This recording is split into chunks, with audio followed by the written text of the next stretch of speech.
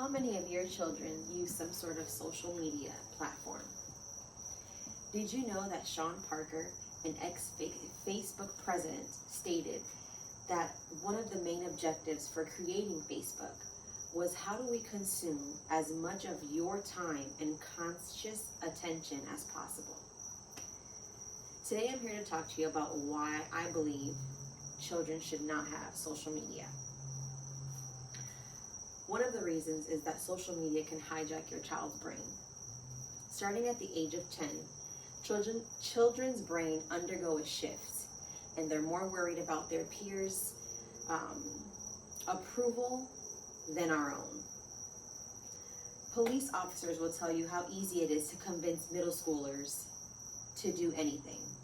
It's easy for a predator to go online and pretend to be a 13-year-old or a 14-year-old and convince your child to meet them and do something extravagant that they wouldn't normally do because they're easily influenced at this age. According to Cleveland Health Clinic, Dr. Elshman shared, kids don't have the cognitive and executive functioning to think through harmful situations and why those might be a bad idea. So sometimes they place themselves in physical harm.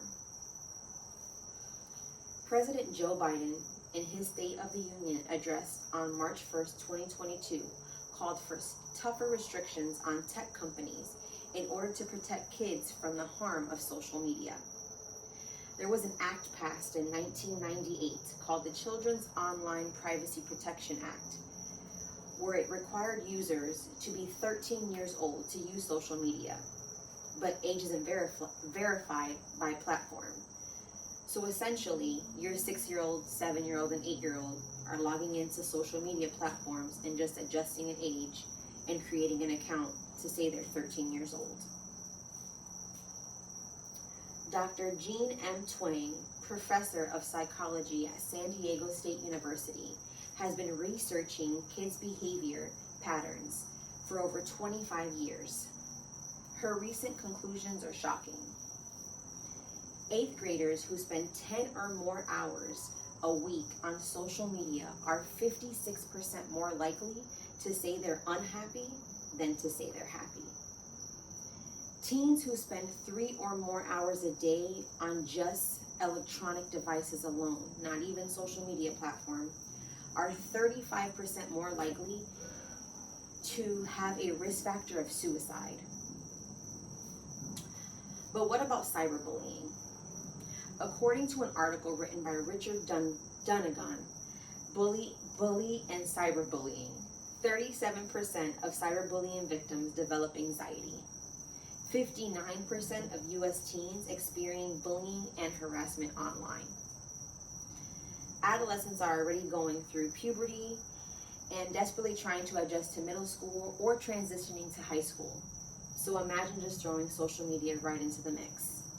It's like handing the keys to your 12-year-old or 13-year-old and asking them to drive you somewhere without teaching them how to steer the steering wheel properly or press the gas. We're handing our children the keys to having a social media account without them properly being aware or mature enough to be surfing the web. These children spend more hours navigating the complex world they're not ready for.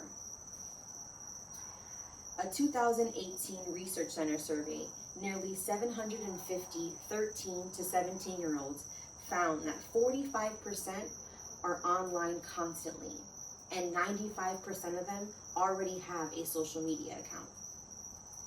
A 2018 University of Penn study found that reducing social media to just 30 minutes a day resulted in significant reduction of depression, anxiety, and sleep problems.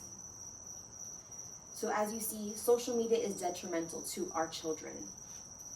I want to raise awareness for us to come together and be more aware of how our children are using their electronic devices.